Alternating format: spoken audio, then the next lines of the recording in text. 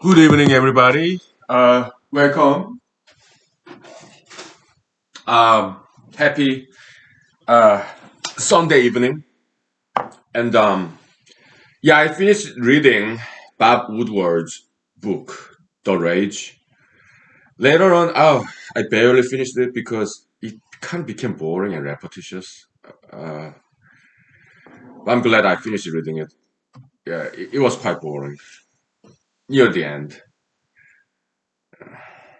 Then I started reading Mary Trump's book, the President Trump's niece. Yeah, and I like her writing style perhaps better than Bob Woodward.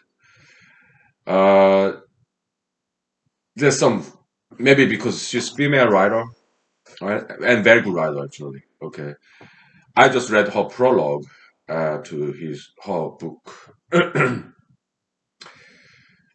Very good writer. Okay, I like her writing style better actually. Yeah. And let me grab some beer. Okay. Oh, maybe let me grab some juice instead. How about that?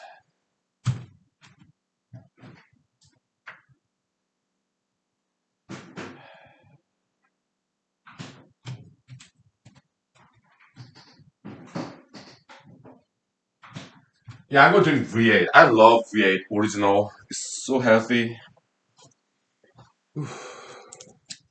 Huge fan of V8.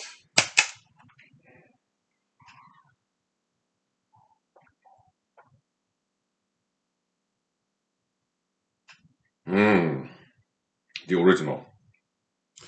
When I first had V8, I guess I was in Korea. I was like, oh my goodness, what is this?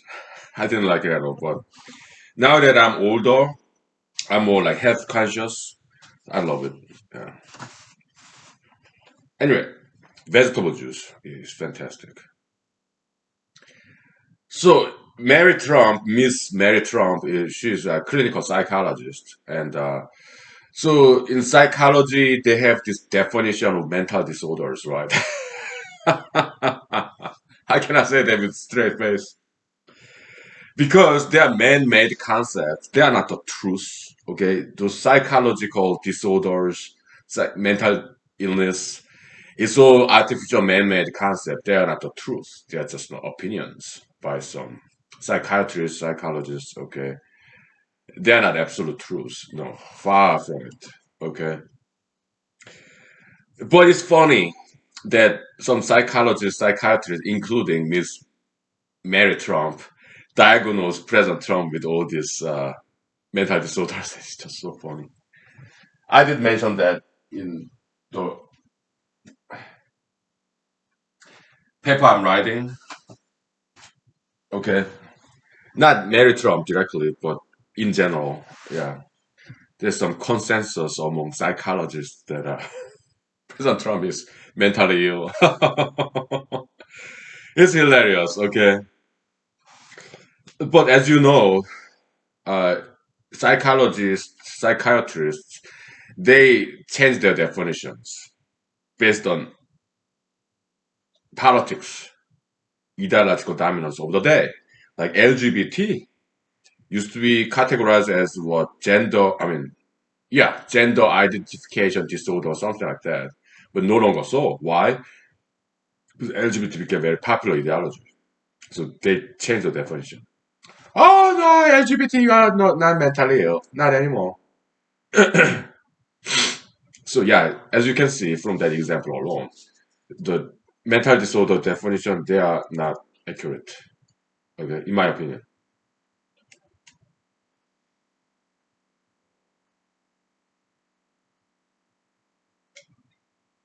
Okay, so yeah. Uh, but yes, she's clinical psychologist, PhD, Mary Trump. Okay, good writer, very smart lady, and I like her writing style. So yeah, I keep reading this book. Right? Yeah. And psychology, yeah, any science, even physics. Look, people are still wrong about special general relativity by Mr. Einstein. Okay, we are talking about physics. Okay, and they are wrong, in my opinion. Okay, so yeah, no science is perfect. not even physics, okay? Even mathematics, there's some imperfection. Mr. Gary Cantor's theory about cardinality is deeply flawed definition, okay? When he defined this unit infinity, like Aleph, something like that, yeah, it's faulty definition, but it's not widely accepted, but some serious mathematicians accept his definition of unit infinity. And here, a long time ago, we changed that, okay? We corrected him, but well, so yeah, psychology is just like any other sciences. It's not perfect, right? So and in humanology, yeah, we corrected a lot of wrongs in psychology and mathematics and physics. Okay, so yeah, we did. Yeah, this labor is really bothering my back. Make it itchy. So I just ripped it off. Yeah, I so it's Sunday night and I took a very long nap. So after I woke up, brushed my teeth, ate some fruits like what fruits did I eat? Pineapples, cut pineapple, pineapple wedges, and watermelon. Okay. Oh, fruits are so important, right? Yeah. And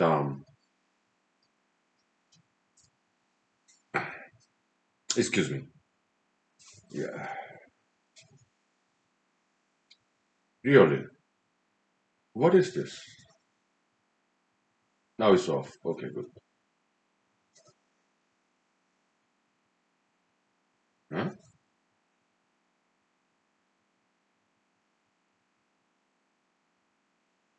Just some stain is wouldn't come off. Yeah, so I just put my tongue. Whatever. Let's take 5 minutes break, okay? I gotta spit because obviously.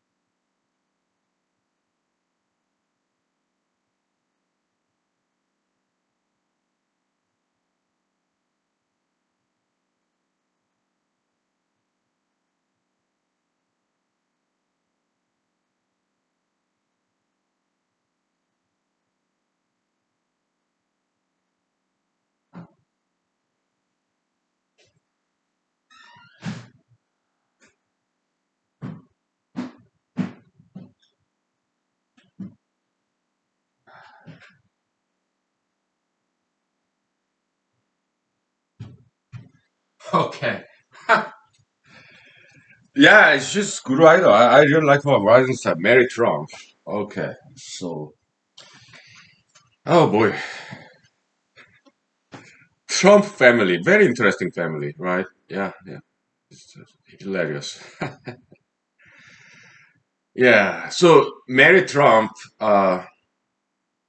she's not a huge fan of President Trump. Okay, so both Bob Woodward and Miss Mary Trump, they were very critical of President Trump, and they published their books before the election.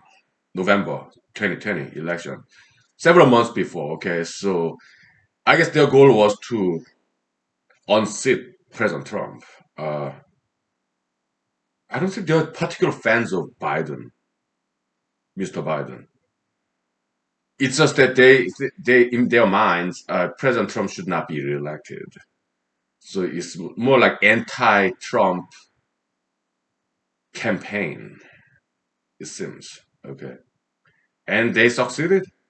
President Trump did not get reelected to the disappointment of many. Okay. Including myself. Yeah, I kind of wanted him to be reelected. I have mixed feeling about his election result. In a sense, I'm glad. In a sense, because yeah, 4 years of Trump in White House, yeah, I was kind of getting jaded and fed up a little bit. So for VP Biden, yeah, he could be worse. Okay, so yeah, so I have mixed feeling about the election result. Uh, whatever, politics. Uh, let's not talk about politics.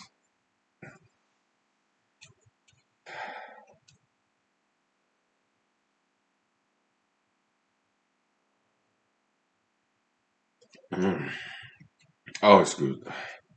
V8. I also like Sunny D. It has very childlike that kind of taste to it. Sunny D juice, but I like it. It kind of tastes very childhood, right? Sunny D, but I like it. I bought 2 bottles. It's in the fridge. Yeah, yeah. The taste is a little bit cheap taste, but I like it. So yeah,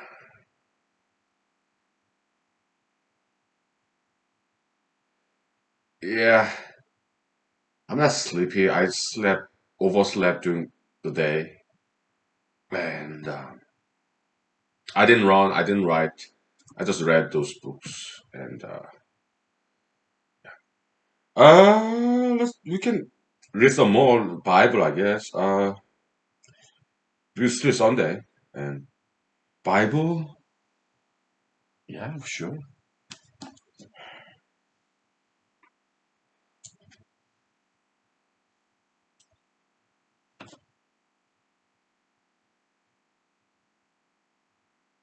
Then each went to his own home, but Jesus went to the Mount of Olives. At dawn, he appeared again in the temple courts, where all the people gathered around him, and he sat down to teach them. The teachers of the law and the Pharisees brought in a woman caught in adultery. They made her stand before the group and said to Jesus, Teacher, this woman was caught in the act of adultery. In the law, Moses commanded us to stone such women. Oh my goodness, that's horrible.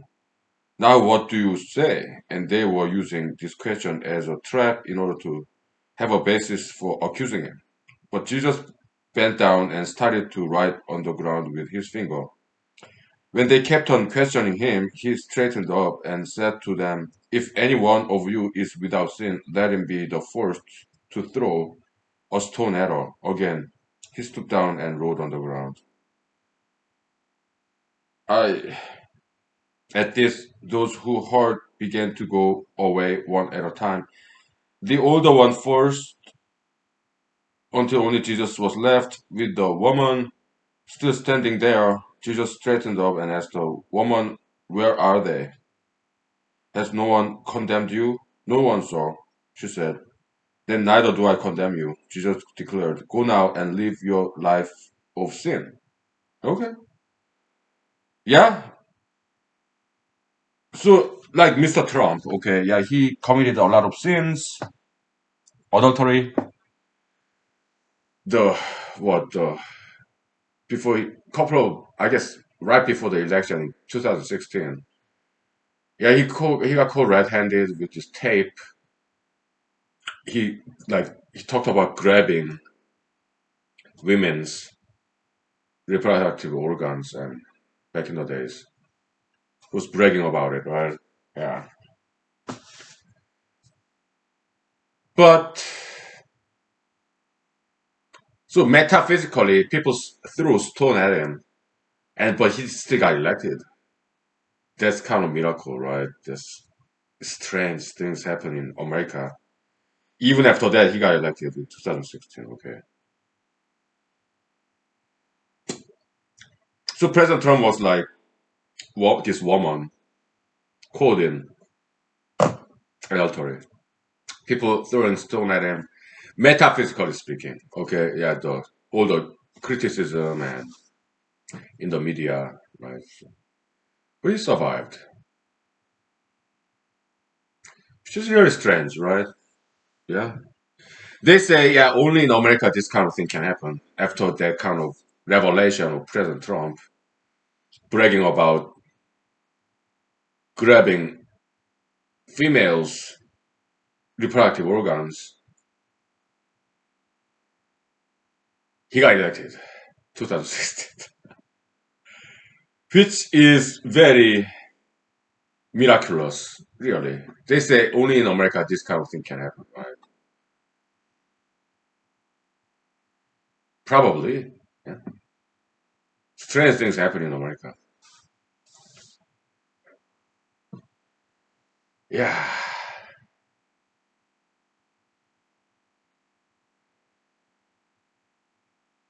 Yeah.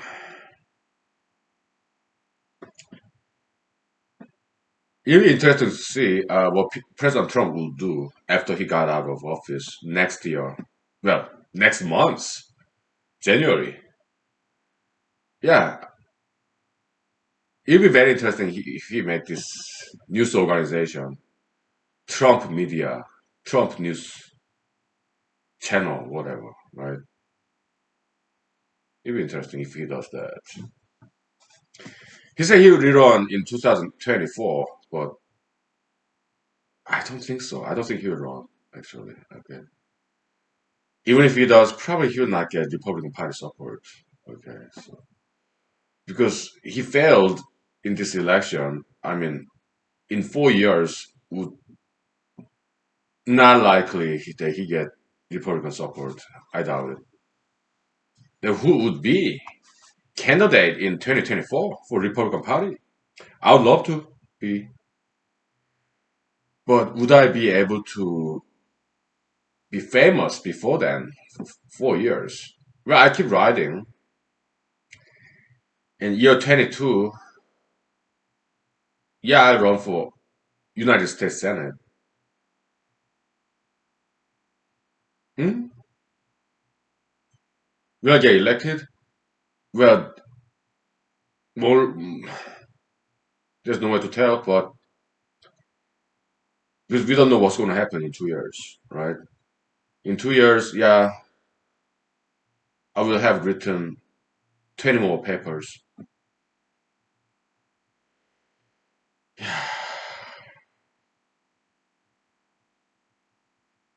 I guess it's possible that I win United States Senate, and then if I do win or not, yeah, if I do win in 2 years, yeah, United States Senate from Alaska, then in 2 years after that, yeah, I will run for president. Okay, year 2024. Okay, that'd be nice. Yeah, I'm just daydreaming, night dreaming, fantasizing. Yeah, I think I have qualification. Yeah. It's just that I'm unknown. I'm not famous enough to get elected, and but that's okay. Yeah,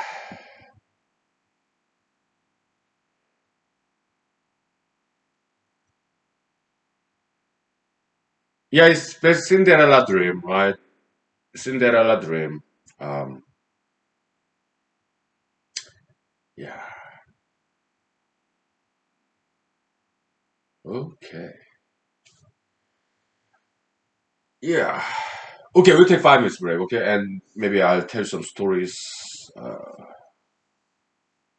Yeah, maybe army stories or some other stories. law school stories, maybe. Sure. Okay, we'll take 5 minutes. Okay.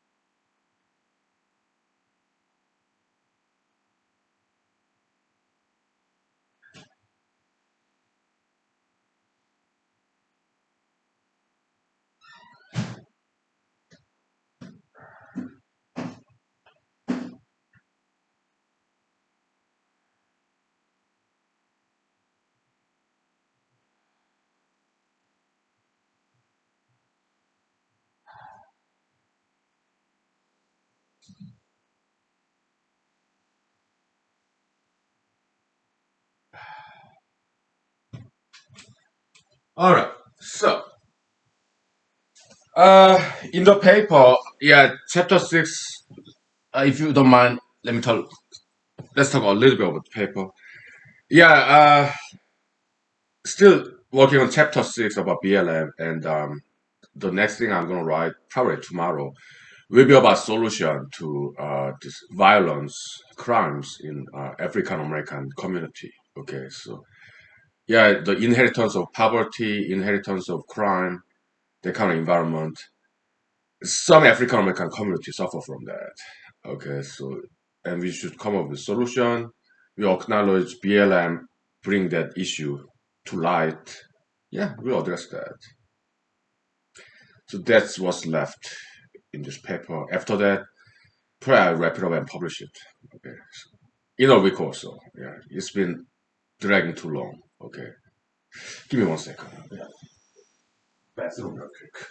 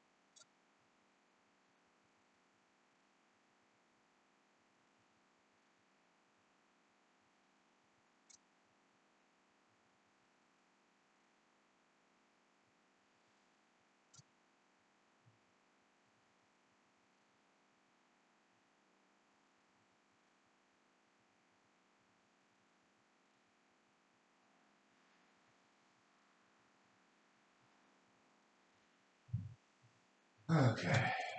All right. So, uh, story, sure.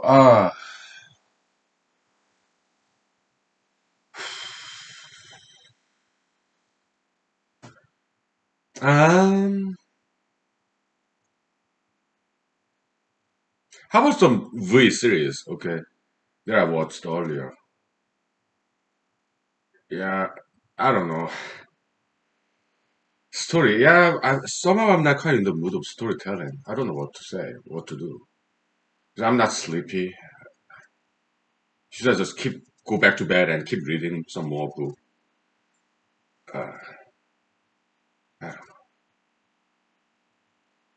know.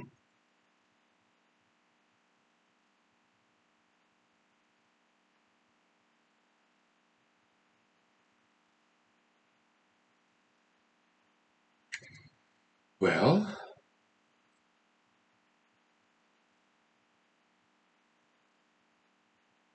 nothing really comes to my mind. Let me turn off the heater. I think it's necessary.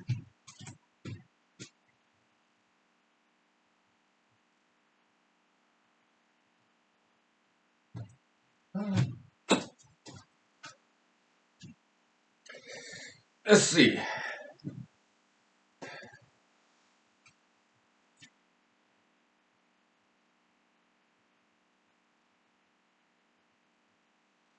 Hmm.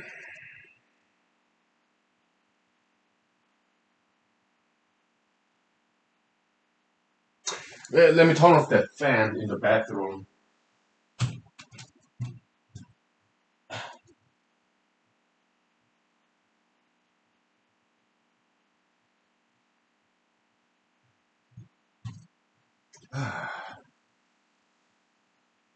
Okay.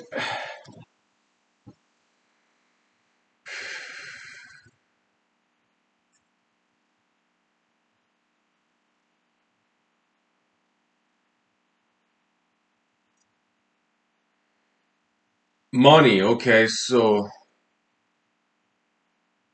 President Trump. Well, big back then, Mr. Trump. He got some help from his father, Mr. Trump Jr. Senior, Fred Trump, and yeah, well, some family fortune and right. Yeah.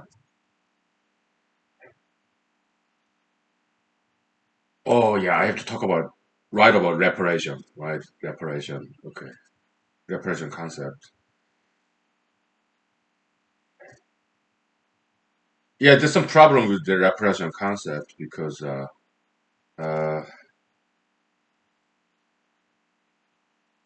yeah, a lot of heirs or rich people like celebrities, right? Many times they end up becoming like drug addicts, right? But they have a lot of money. So obviously, money is not neither sufficient nor necessary condition for success, right? And look at President Abraham Lincoln. He was very poor, true self-made man, truest sense, right? So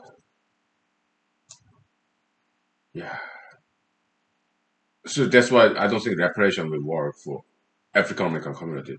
By the way, most African Americans that are hugely successful and they are not BLM at all.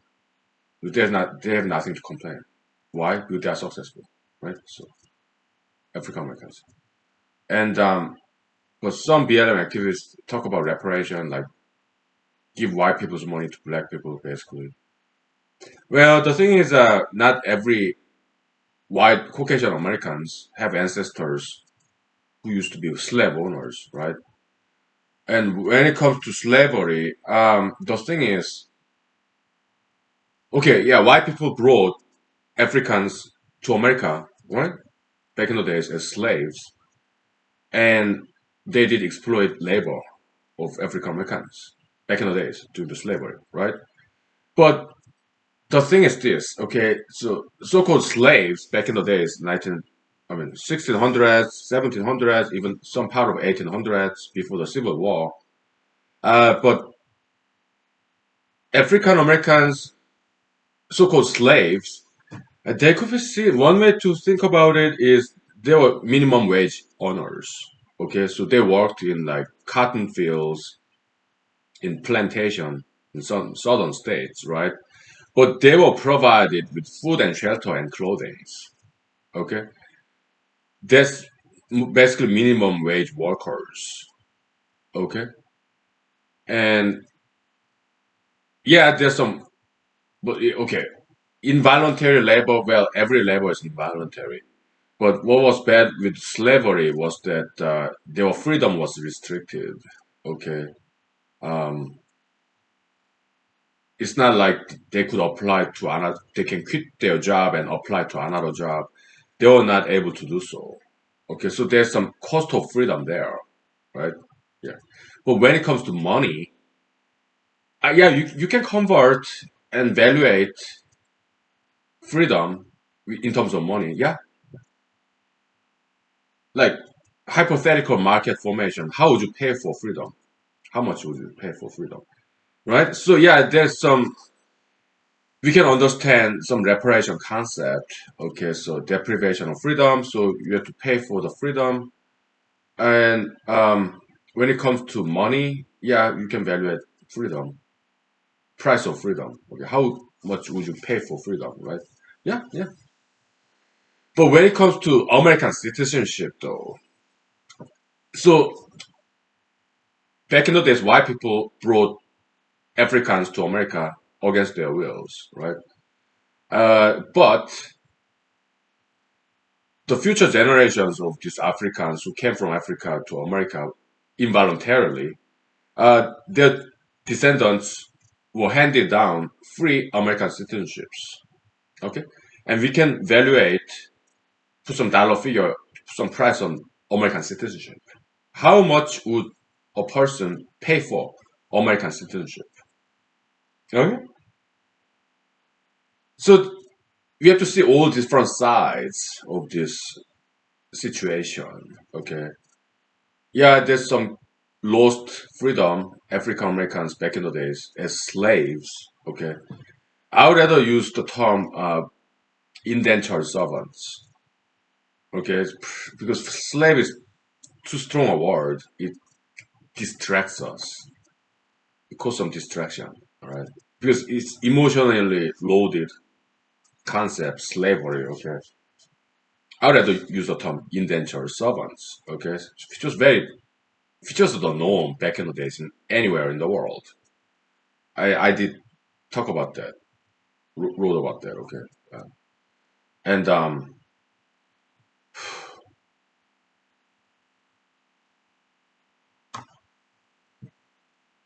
and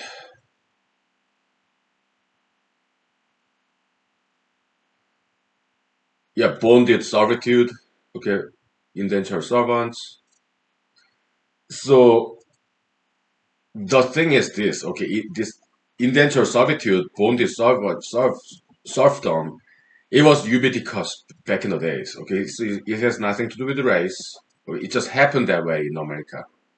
All right, bonded servants. Yeah, so that's why reparation does not. It's not going to work. Okay, because it's not just about blacks and whites. It's an Asian to Asian, white to white, black to black. Indentured servitude. It existed centuries ago anywhere in the world. Okay, so it's not just blacks and whites. It's blacks on blacks, whites on whites, Asians on Asians. So yeah, the reparation concept is not going to work. I don't think. Right? Yeah.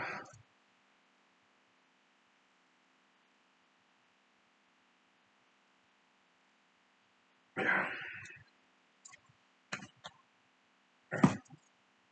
Well, not all white people had ancestors for slave owners. Okay, many white people they didn't take advantage of African Americans. They didn't exploit their labor. No. Look at Abraham Lincoln. He didn't own slaves. I don't think so. Just through hard work and dedication, passion, he succeeded. He rose through the ranks and he rose up to the challenge, right? Yeah.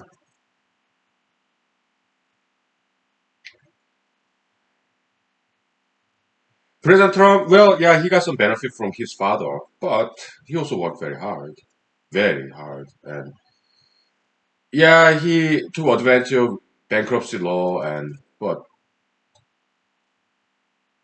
he's not the only one who did so. Okay, so yeah. By and largely highly successful man, Mr. Trump. Okay, he became the president of the United States. Yeah, one-term president, but still, right? Yeah.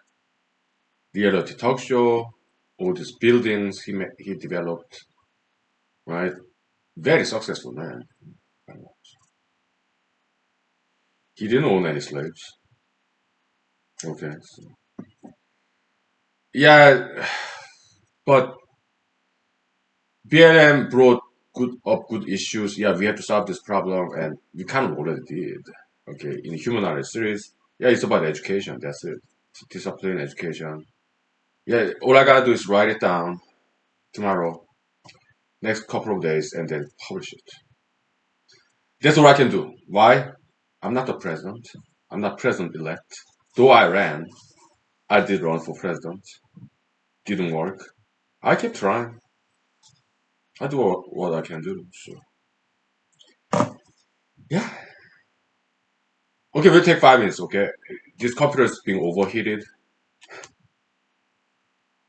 Yeah, so I'm gonna open the window, get some cold air in, and okay,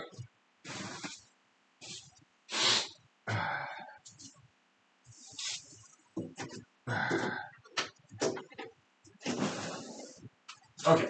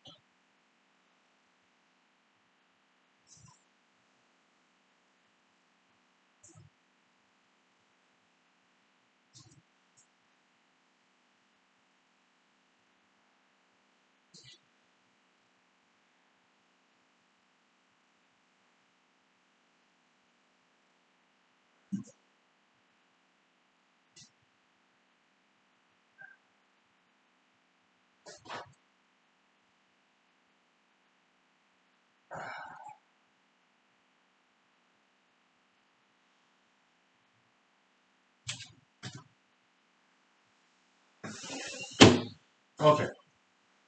So there have been some good politicians like FDR, Franklin Delano Roosevelt, and also former Mayor Giuliani, and so he was also prosecutor too.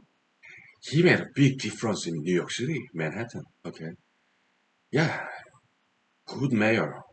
Yeah, the best mayor, one of the best mayors ever. Okay, Rudy Giuliani, he did fantastic job as a mayor, local politician in New York. Okay, he made a huge difference. He cleaned up the streets.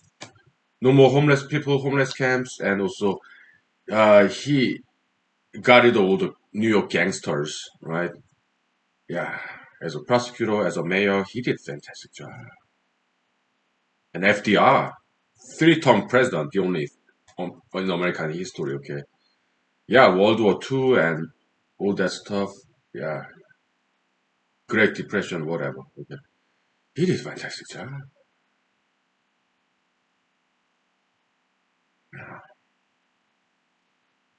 Abraham Lincoln, of course, right? George Washington. So yeah, good politician. The American history, there have been good politicians, and also Korean history. President Park, I think his name is Park Jong-hee. Yeah, he got seized his power through military coup d'etat. He did. He was army general or something like that. Okay, so but later on, yeah, he's greatly admired in Korea. Even some foreign foreigners foreign to Korea, he's quite well known to some. Okay, because I was kind of surprised. Okay, some of my friends, okay, yeah, they mentioned Mr. President Park Jong Hee back in the days because he did so well.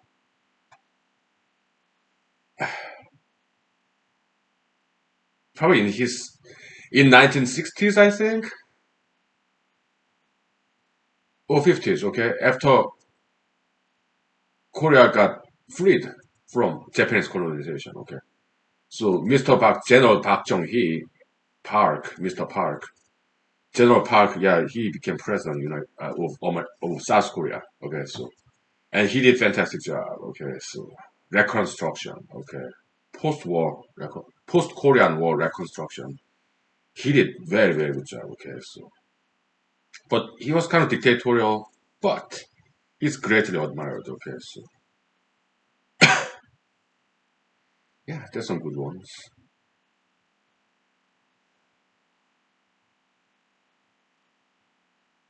I don't know why this fan is running on this computer. So let me take a look. Okay, let me see the task manager. Why is this computer overheating?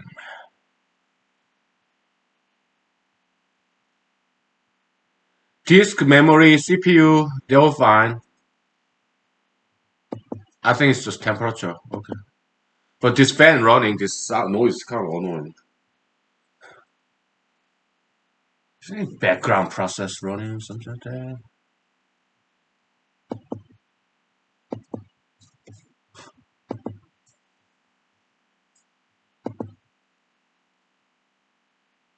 Well, computer's doing fine. Whatever. Yeah, so I keep trying. That's what I can do.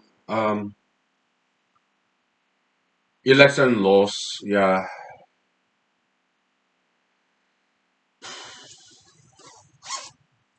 it happens, and it did hit me hard, but yeah, I recovered. So I keep on running every 2 years. Okay, let me change to how I teach. This one is just too closed, so I cannot quite. My skin need to breathe. Yeah. I feel like kind of claustrophobic on this kind of t-shirt. All right, we take 5 minutes.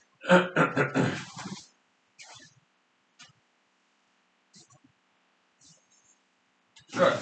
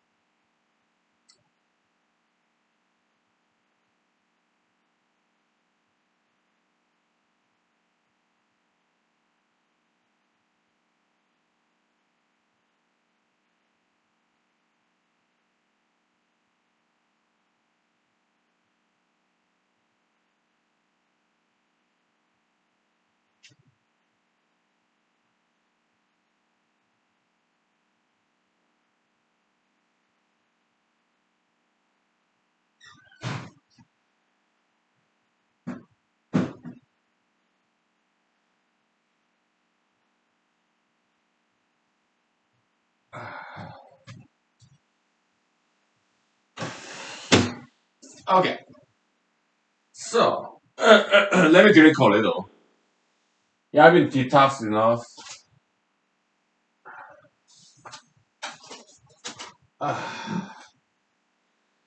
Okay, what do we talk about? No idea. Huh.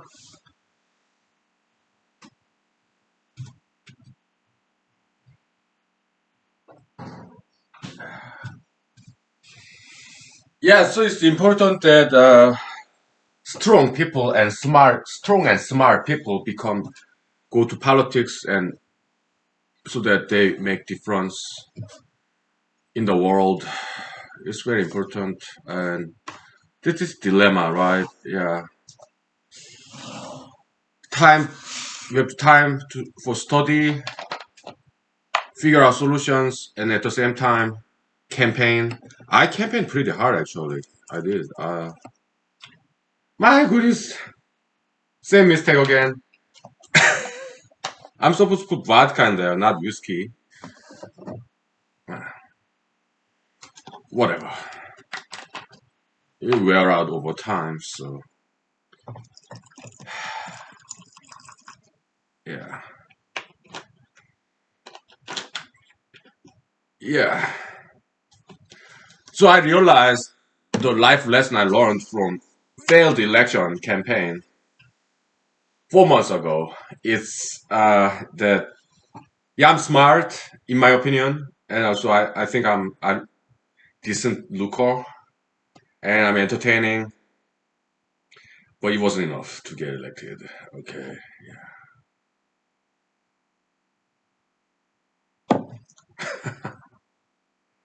it's quite good. Okay,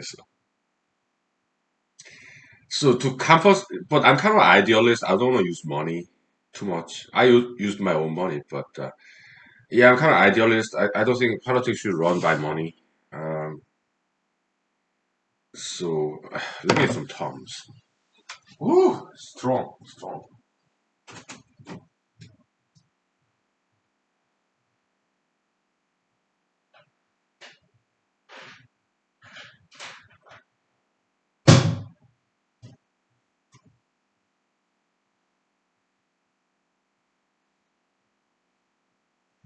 So yeah, I'm also very good at speeches because I'm very entertaining. I have performer background, so people really like my speeches. Okay, when I gave one and interviews, yeah.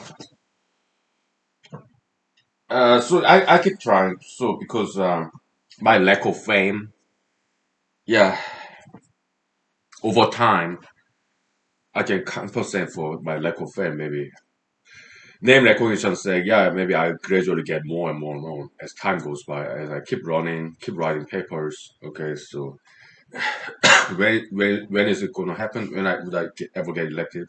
That I cannot tell. But I intend to keep on trying because I got nothing better going on. Okay, so yeah, I mean, I have a lawyer job, right? That's fun and it's so cool. So I get to pay my bills, but on my spare time, yeah, politics. Hmm? Yeah, and humanology, of course, right? Yeah, and yeah,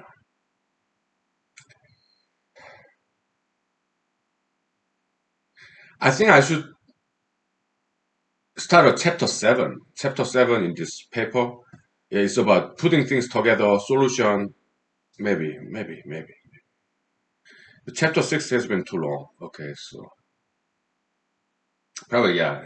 Chapter seven, some solution to this problem of crimes in African American community, the poverty. Yeah, it's all about education. Okay, it's all about spirit. So if I was the president, yeah, I would use United States military people.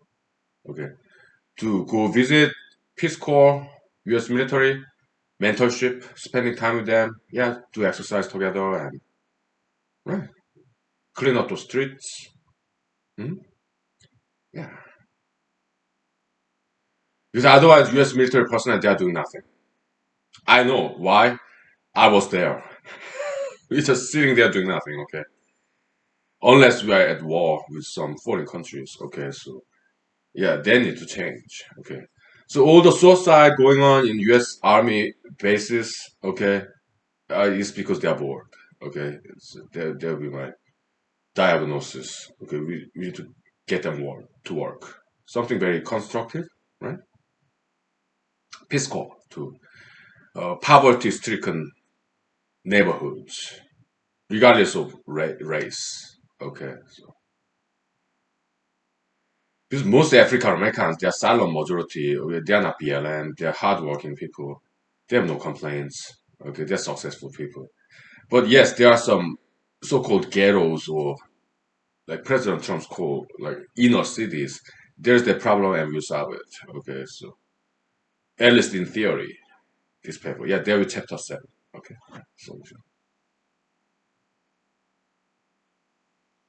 Yeah, putting things together. Okay, there's the chapter 7 title.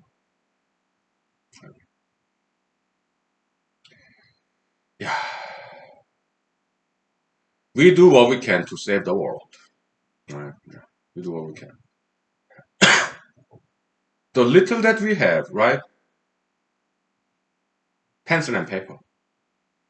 Well, laptop computer, okay, and Microsoft Word and internet connection.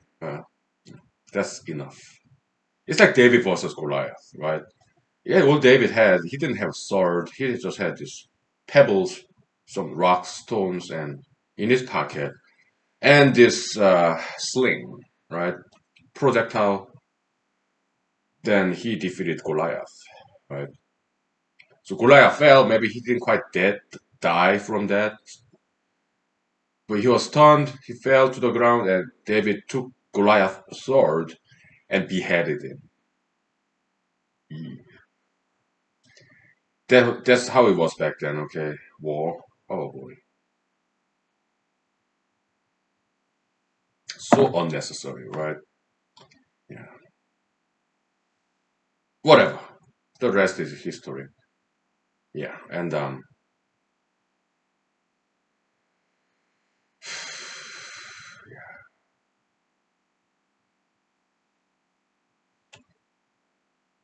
oh yeah. So army story. Yes, I was stationed in Fort Hood, Texas, and these guys came back from Iraq. Okay, they would give me attitude because I'm kind of new guy, right? Well, they were younger than me, so I stood up to them. Okay, and so they stopped treating me like mistreating me. Okay, kind of like bullyism, right? So I prevented that. I stopped them. Okay, why? I'm older than they are, and yeah, they're like former football stars, whatever, with good muscle and stuff. So what? You guys are younger than me.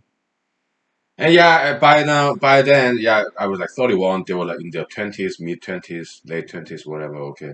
Yeah, I knew enough martial arts. Okay. So, yeah. Later on, we became friends. Okay. Yeah. Good friends. I guess they tried to punk me out. You know that expression? To punk somebody out. To test what he got. Okay. Is he strong enough to stand up to bullyism? And yeah. But later on, we became good friends. Okay. Some of us deployed together later. Okay, we became good friends. Okay, so good old army story, right? Yeah.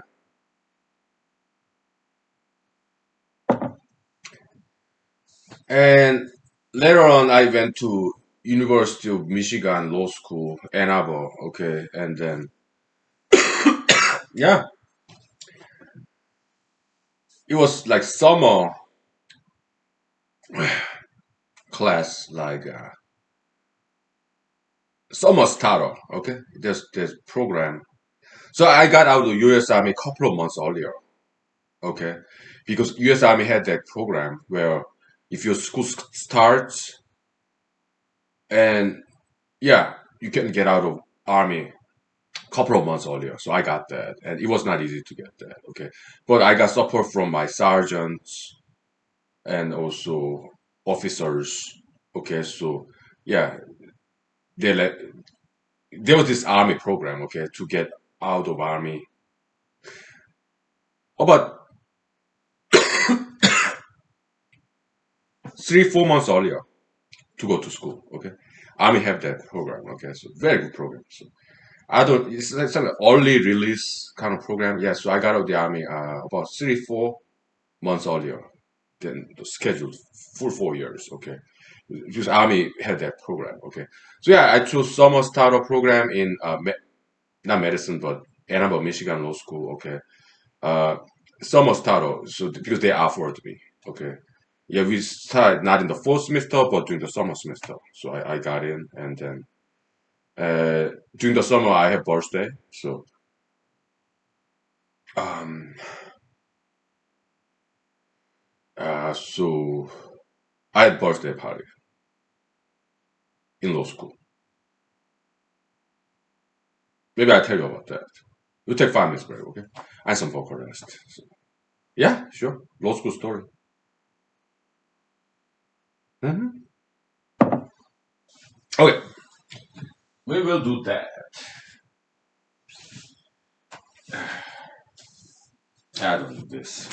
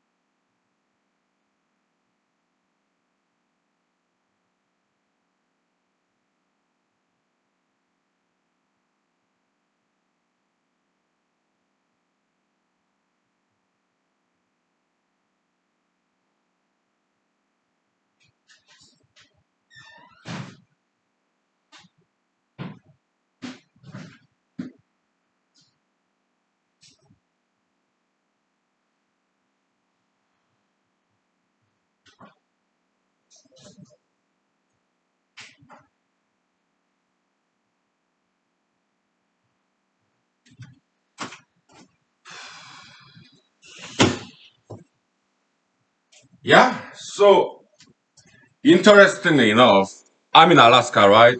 But there are many University of Michigan Law School alumni. I know many, okay. They came to Alaska, okay. I met many, okay. How many? Like 10, okay. I don't know why they came to Alaska of all places. Graduating from Michigan Law School, okay. I don't know why they picked Alaska. No idea. The Alaska Supreme Court justices, two of them, they are University of Michigan Law School alumni. Okay, so I didn't. I met one of them. Okay, when I was got my lawyer's license, the ceremony. Okay, yeah. The other one I didn't meet, but I yeah. There are some law school, Michigan law school graduates here. Okay, so I met many. Okay, many. Maybe about even 20. Okay, which is quite surprising. I don't know why they pick Alaska to come. Okay. How about me? Well, I love nature, wild nature, animals, clean air, clean water. I'm a tree hugger. Okay. And not into fishing or hunting. Okay. Hiking, not even hiking nowadays. I just run, right? Okay, so Michigan Law School. Okay, so have holiday. I mean, the birthday party in June. Okay, summer solstice. That's my birthday. Okay, so yeah, I rented big lecture hall with big screen, digital projection. I don't know what they used. Okay, so but big screen, and I played my movie. Yes, therapy for metaphor. I bought pizza. Yeah, I didn't eat. Well, there's this pizza parlor in Ypsilanti. There's fantastic cook. Okay, I know the owner. Okay, good friend of mine back in the days. Okay, so he gave me some discount. Okay, I said, hey, I'm having this birthday party. Decks of pizza. A lot of them left, and we donated to this cafeteria in the after the birthday party, so that in the library, it's kind of cafeteria, law school. Okay, so that people can microwave and eat it, and it got gone like next day. Okay, I checked. Right, no leftover whatsoever. Okay. Because they make fantastic pizza in Ypsilanti, Michigan. Okay, it's just 20 minutes away from Ann Arbor. I lived in Ypsilanti, one bedroom apartment. Okay. Mhm. Yeah, I commuted with my car. Uh, I had Jeep, and it got to some dumb car accident. Okay, nobody died. Okay, some denting, and so it got replaced with Mercury, which was good. Something like that. Okay, Mercury Jeep, something like that. Okay, SUV. Okay, so and uh so I commuted Ypsilanti and Ann Arbor. Okay, yeah. When I was in the U.S. Army, some of my Army officers they were from Ypsilanti, Michigan. Okay, so if we talked about that, okay, and yeah, I have many officers, friends, and NCO friends. Also, my colleagues. Okay, I was junior enlisted. Okay, so yeah, so let me turn off the heater. It's so unnecessary.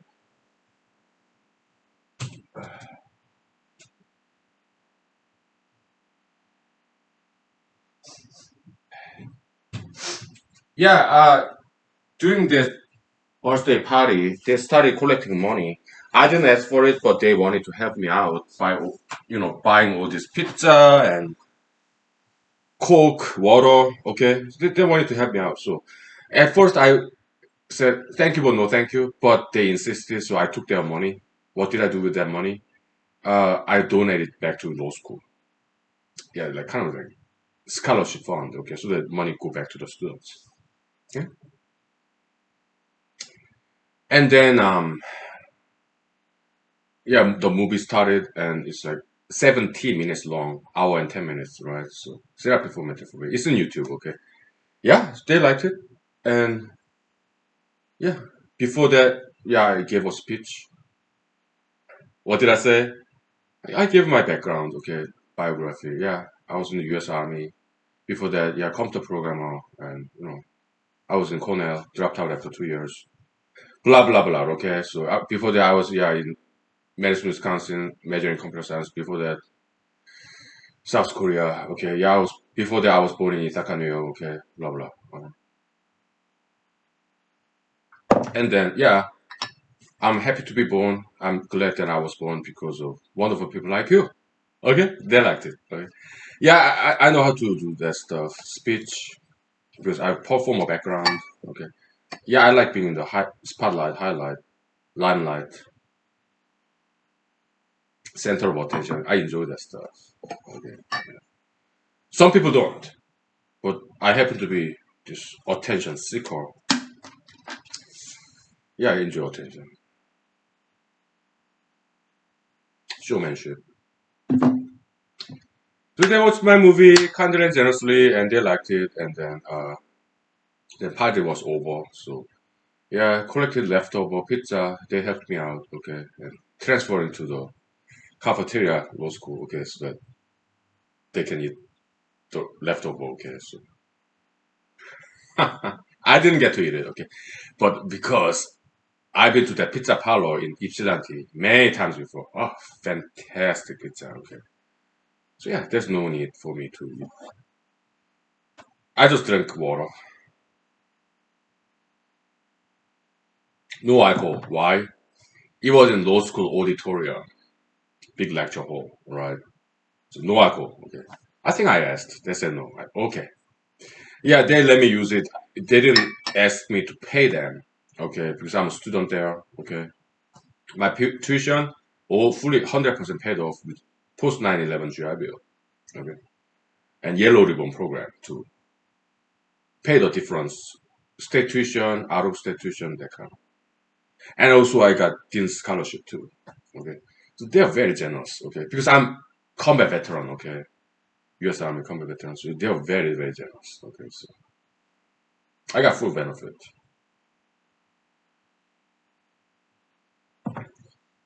Yeah. The most difficult part when I was in the Afghanistan was constipation and hemorrhoid.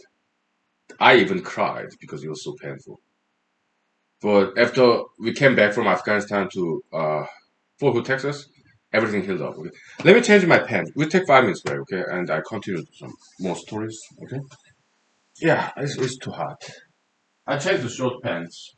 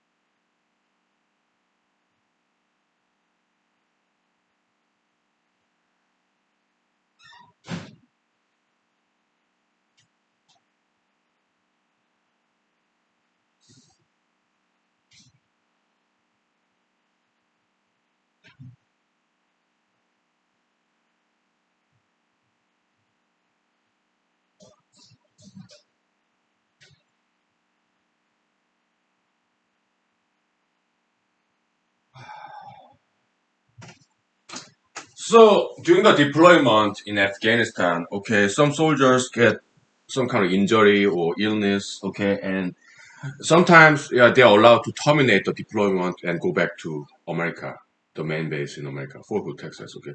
Some colleagues of mine did that, okay. Yeah, they got some injury or illness, whatever, okay, so yeah, but I didn't.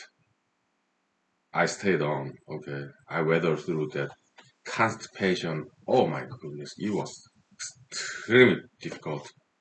It's like last 3 months I suffer from that. Okay, because the diet in Afghanistan it was international big base, but not enough vegetables and fruits. Okay, so yeah, it's hot, dry desert. So I didn't do very well when it comes to bowel movement. Okay, that was the most difficult part. It was one of the most difficult days in my life. Okay, deployment because of constipation, hemorrhoid. Oh, it was horrible. But it was hemorrhoid wasn't too bad. Okay, it was just very difficult to defecate. Right, my stool was so hard. Okay, but it's not.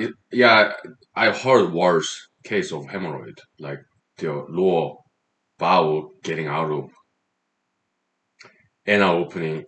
I wasn't like that. No, no bleeding, no nothing like that. Okay, it's just painful. It's just worse. It's just bad constipation case. Okay, not exactly hemorrhoid. Not that bad. Okay, so but it was bad. It was so yeah. The GI Bill Yellow Ribbon Program, Dean Scholarship. I earned it. Okay,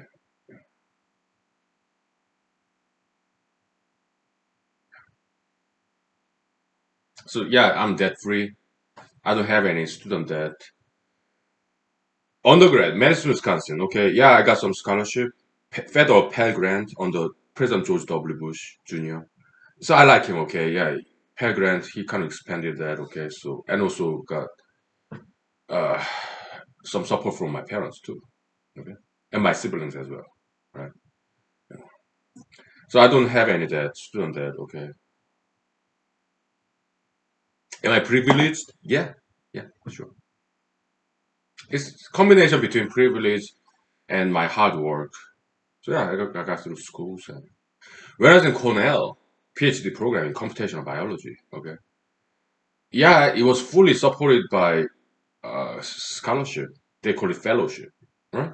So my colleagues in Cornell, yeah, they many of them did TA, teaching assistant, okay, to some undergrad level computer science classes. Okay, I didn't have to do that. Why? Because I have 3.9 GPA from University of Madison, Wisconsin,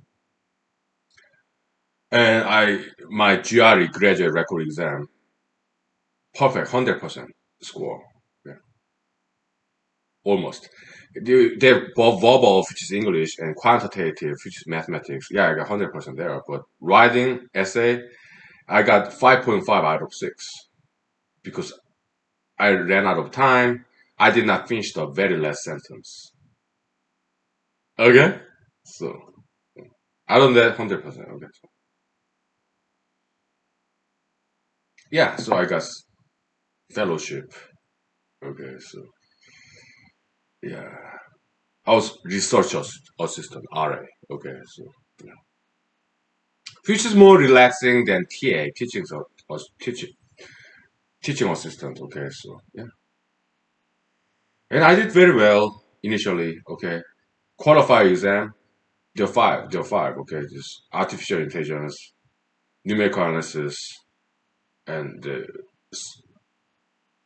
database like system. Okay, database and operating system, computer network. Okay, computer system. Okay, so and then there's computational theory, which is like algorithm and computer programming language and theoretical computer science. Okay, and the fifth one is the one I failed. I've passed all four. The fifth one is about computer architecture. That's more hardware. Okay, like CPU and this stuff. Okay, that one I failed. Okay, but I passed four of them out of five. Okay, and I was the only one who did that. Okay, later on they started rumor because they got jealous of me. Okay, oh, there's another guy. Okay, who did four out of five. You're not the only one. I don't believe it. Okay, who? Oh, I heard the rumor. I don't believe that rumor. Okay, they're just jealous. Okay, so how was I able to pass four out of five after first year in Ithaca, New York? Yeah, because I studied very hard and I humbled myself. I knock on the door of my colleagues, pitched candidate offices, and I learned from them, all of them. That's why I was able to got better result than my colleagues in PhD, Cornell. Because I humble myself, I learn from my colleagues. Okay, all of them. Right? They didn't. So they are very good at one area, like artificial intelligence or neural network or operating system or computational theory, algorithm. Okay, I learned from all of them. Okay, that's why I was able to pass 4 out of 5 when they passed like two, three, one. Okay, because I humbled myself and learned from my colleagues. They didn't. Okay, in all those each different areas in computer science. Okay, they were better than me. Well, so I humble myself and I conduct those and humble myself, lower myself, and I learn from them. Right. So after that, I was better in all those areas enough to pass the 4 out of 5 qualified exams, computer science. Okay, because I learned from all of them. Okay, so that was first year. Second year, I was like, you know, what year was that? It's like 2003, 2004. So I was like, I was born in 1978. So 2004 minus 1978. 26, right? Yeah. 26, 25, 27. Okay. Yeah, I wanted to experience and learn something new. How about dating? Right? So that was the first time that I seriously started to date, learn about relationships, girlfriends. And when I was in Madison, Wisconsin, before I went to Ithaca, New York, I did date a couple of times. Okay. Yeah. Not many times, okay. But in Cornell, when I was there, second year, yeah, I was more into dating, learning about romance, writing love letters and that stuff. Okay. So and it got too technical. Okay, the computer science second year in PhD required classes. Oh my goodness, too much mathematics, too much statistics. I couldn't take it. Okay, I was like, and then I was more into entertainment. Like I tried to do some American Idol singing competition. Okay, I started practicing singing, like Whitney Houston and Mariah Carey or Celine Dion. Okay, very high pitched. Okay, so I heard my vocal cord. I was like, you know what? If I cannot sing, maybe I can act. So after 2 years in Cornell, I decided to go to Los Angeles, California, to become an actor. Okay, the rest is history. Okay, so yeah, I dropped out after 2 years. Yeah. Looking back, I was not a PhD material. Too much studying. Okay. Oh yeah, I couldn't do it. All right. My parents sorely disappointed. Okay, because my dad got his PhD in Cornell. I was born in Cornell, Ithaca, New York. Okay, when my dad was doing PhD, he got it done. Some of my siblings got PhDs too. I couldn't do it. So my parents were very disappointed because they were very proud of me getting into Cornell full scholarship. They were very proud, okay. So and they paid me a visit when I was in Ithaca, New York, doing PhD, okay. And I had some aunts and uncles there too, professors in Cornell, okay, who were there in Cornell when I was born. So my parents, they spent time with my uncles and aunts who are older than my parents, okay. So my uncles and aunts in Cornell, they were like doing like postdoctoral in Cornell. Okay. My parents, my dad, yeah, doing PhD. Okay. And later on, my uncle and aunt, yeah, they got professor job in Cornell. Okay. So yeah, family reunion. Okay. It was nice. Okay. My parents so proud of me. Yeah, we had campus tour in Cornell, Ithaca. Within 5 minutes break. I'll tell you some stories there. Okay. Yeah, story time. Okay, so good old days. Okay.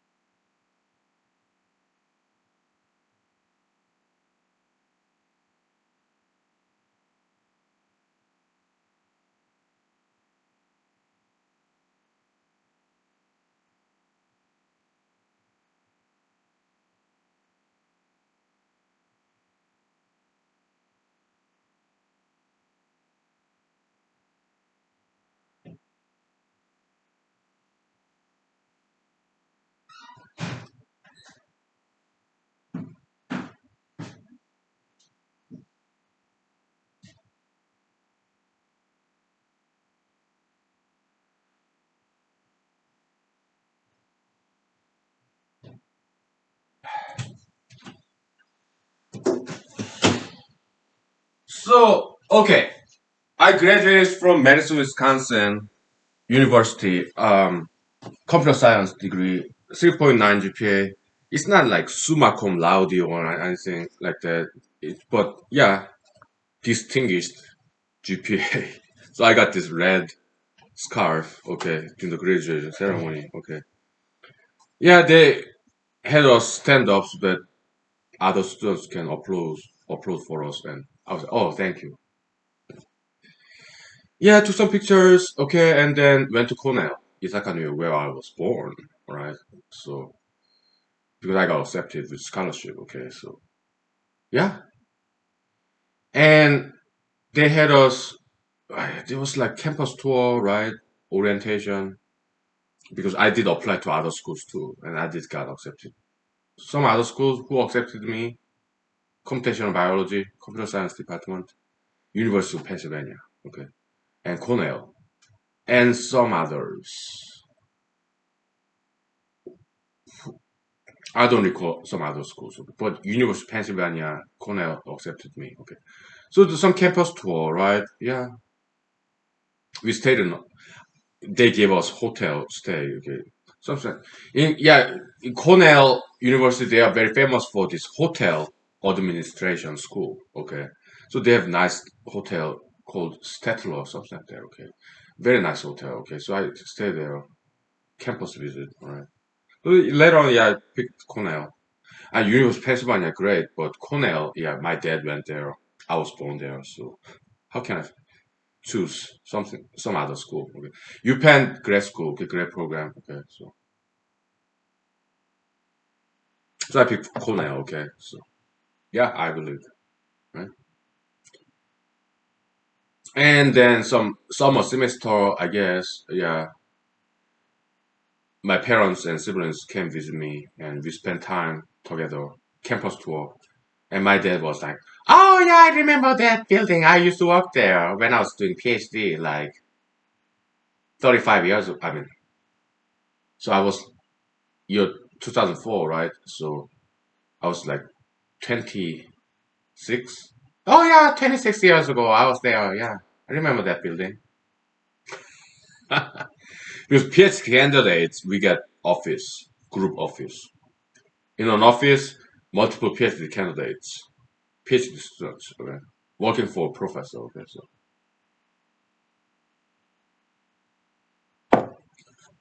yeah, beautiful campus. A lot of waterfalls. There's this creek, and my dad would tell me, my dad, my mom, okay. My dad loved fishing, okay, so They'll tell me this story, okay? So, and my dad is very good fisher. He's very good at fishing. I'm not, okay? So my mom, my dad would tell me this story when they were doing PhD in. My mom, well, she married my dad in Korea, came to Cornell with him to support him, and she got part-time job as a typist. Back in the day, 1978, typewriter, type, ticking, paper, typing machine, typewriter, ribbon, ink ribbon, okay. So she got a job there in the campus, Cornell campus. Okay. Yeah. And they'll tell me story, okay, in Cornell, Ithaca, New York, they have these wonderful creeks, waterfalls, beautiful. Right? I've seen some trouts there too. They can be quite big, trouts, living in these creeks. So my dad, very good fisher, okay, very good at fishing. So he caught some big trouts. And my mom cooked it. They would tell me those stories, okay? Good old stories.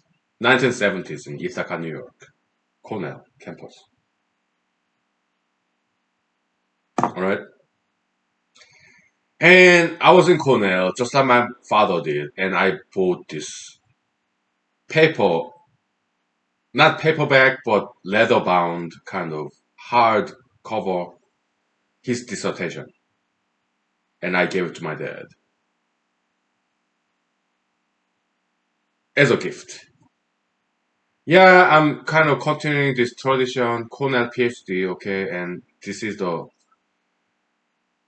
copy of your dissertation, okay, because Cornell University, they had that program, okay, yeah, you can purchase a copy, order it, it's like, it was like $100, something like that, okay, so yeah, I paid for it, yeah, my dad's dissertation, I did read a couple of pages, it was very good, good English, better English than mine, okay, thoroughly impressed, okay, beautiful English. But there's economics PhD paper like agronomics, agriculture economics, agricultural and econometrics, linear algebra. It got too technical, so had to stop reading because it was too much. Okay. Hey there, yeah, my gift to you. Okay, it's your dissertation. Okay, I ordered it for you. Okay, and he was like, "Oh, okay, thank you." All right, so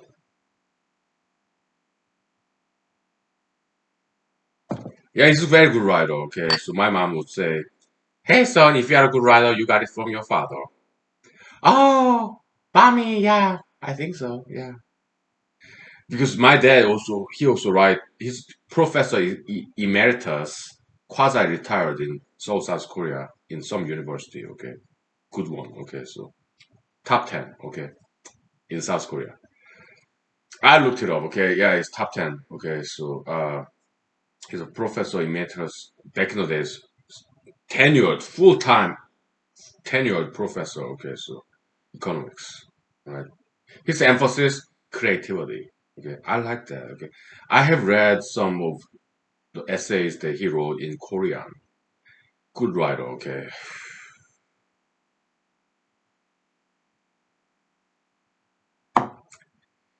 yeah, it's very good writer.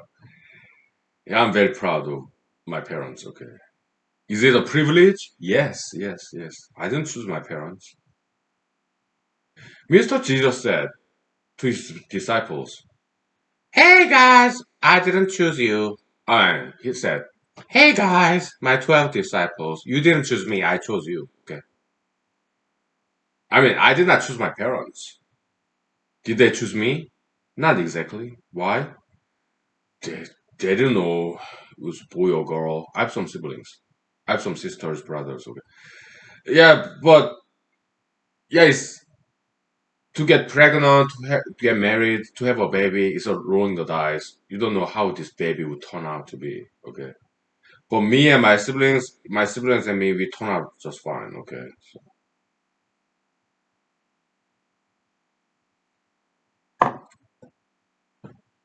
Is it a privilege? Yes, yeah, yeah. But at the same time, hard work. My parents, they work so hard. Okay. My mother's side, they're bankers. Okay. Banking industry in South Korea. My father's side, my father's father was a judge. Okay. From what I heard from my parents, my father's side, my father's father, uh, they said they were farmers in South Korea. Right. So that's my ancestry. My mother's side, bankers, but way up there, they were scholars. Okay, that's my mother's side.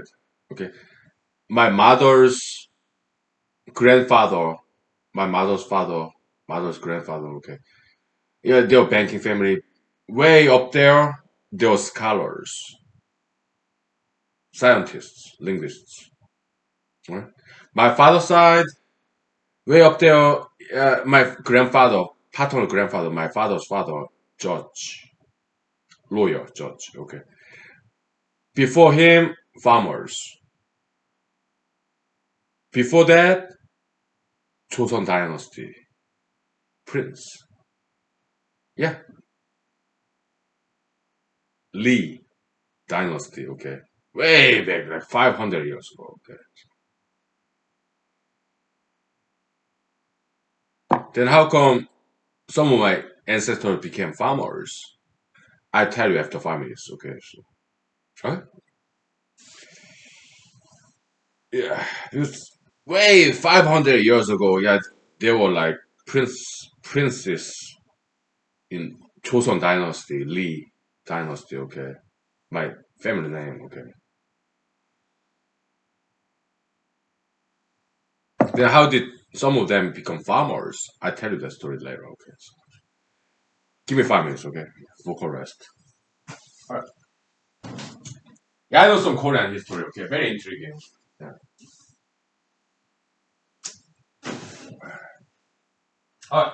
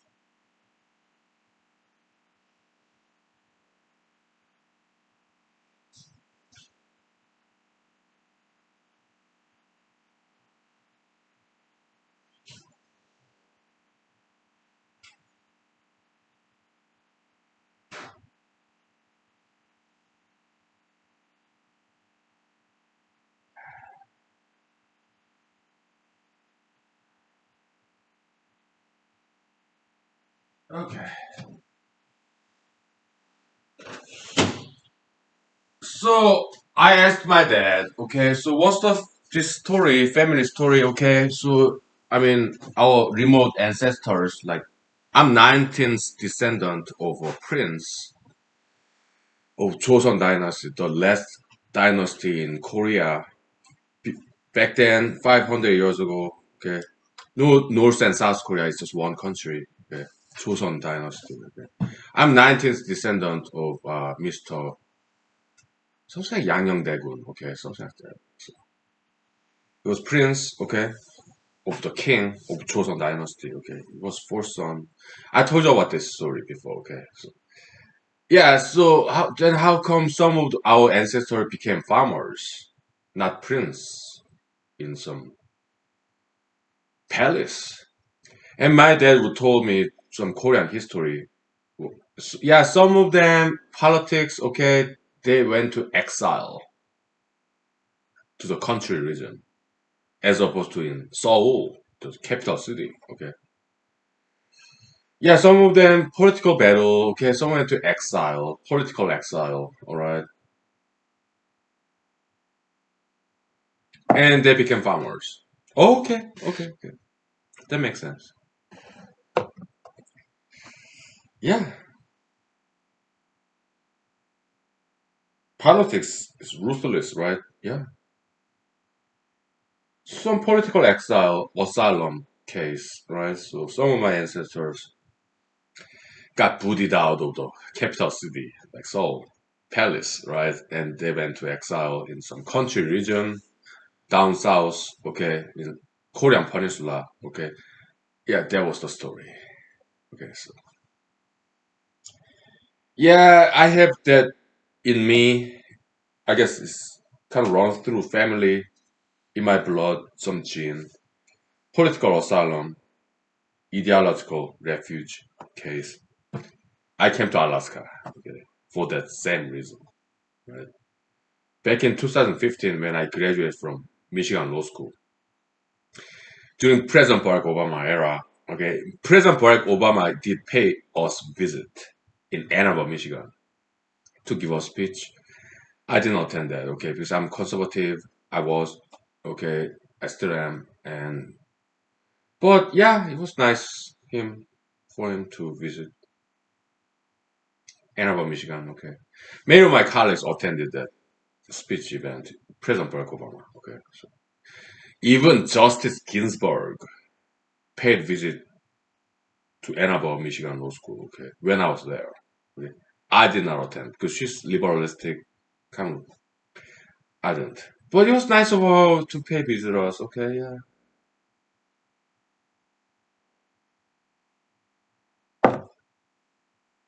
But I'm conservative. Okay, so I didn't go to the event. Whatever. So I came to Alaska because during President Barack Obama's era, 2015. Okay, the Lower 48. That's what Hawaiians and Alaskans call them. Okay. Oh, you're lower than us. You're Lower 48.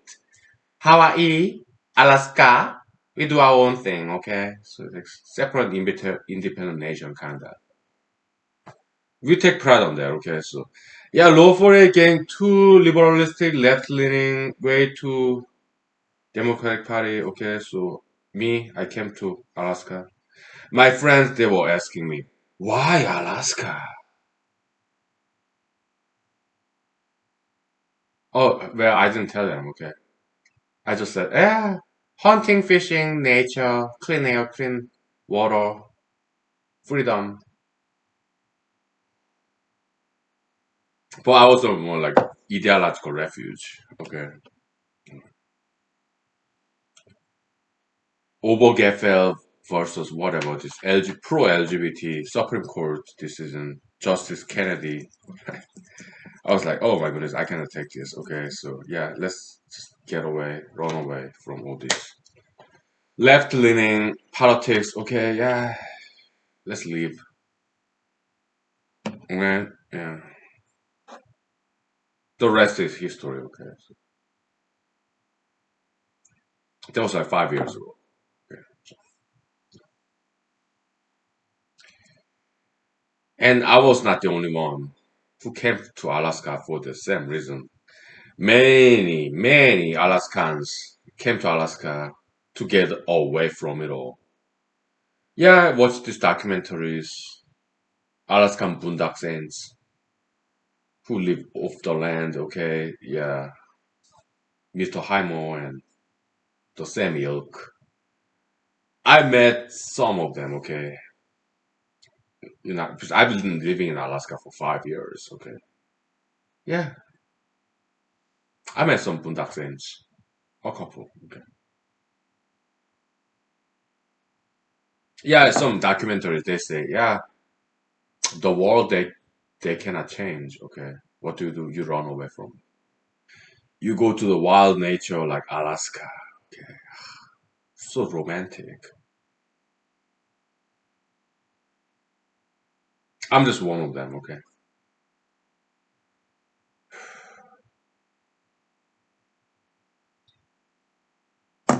Yeah. Yeah.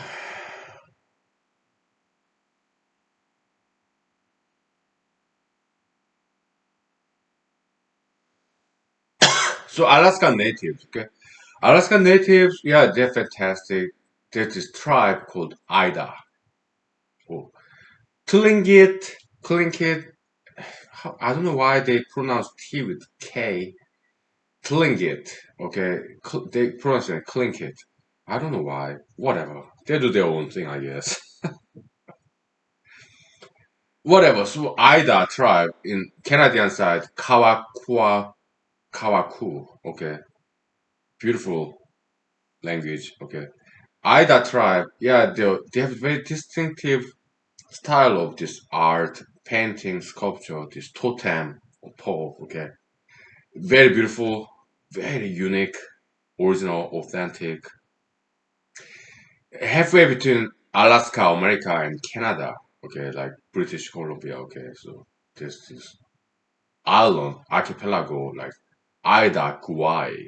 So I guess they are related to Hawaii. Okay, so Alaska and Hawaii they are kind of related. Okay, so natives. Okay. So Ida style of this painting and sculpture very unique, beautiful, authentic, very creative. Right, it's very famous. All right, and but in a sense a little bit scary. Sometimes it's like looks like this ghost or ghoul, right? Death skeleton a little bit, okay? It's almost scary, okay? So, but shockingly refreshing and very unique. Ida, okay, they're very famous, right? So their art, craft, all right? Alaskan natives, okay? They are something else, okay?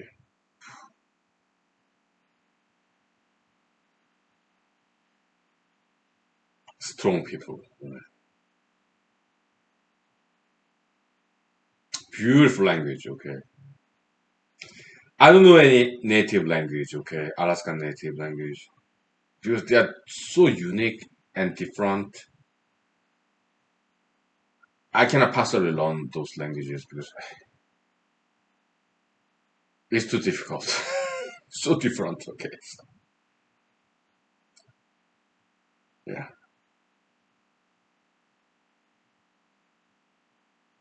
Fantastic Alaskan native culture. I'm a huge admirer. Right.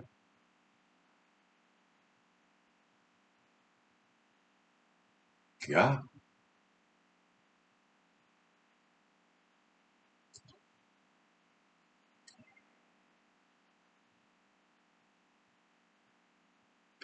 Huge wealth of culture. Alaskan natives. Okay. Yeah. Law for it. Yeah. Indian culture. Great. Okay. They're fantastic. So natural. How do they trap fish? They make a funnel. Three branches, three bricks, cords, grasses. Okay. Like make a funnel and just throw in the creek or river, okay? Narrow, okay? Narrowing this funnel, three branches, okay? Fish, they are curious. do they go down this funnel, okay, and they cannot turn around. So they harvest, right? This the how they catch fish. Okay? Beautiful, smart. Okay, this ancient wisdom of American native Indians. They're Asians. They're not from India. They're from Asia. Okay, that's why they look like me. Okay, so Apache, you're Black Hawk, Chinook, Apache. Okay, Army helicopters. They're named after American Indians. Okay, they're Asians.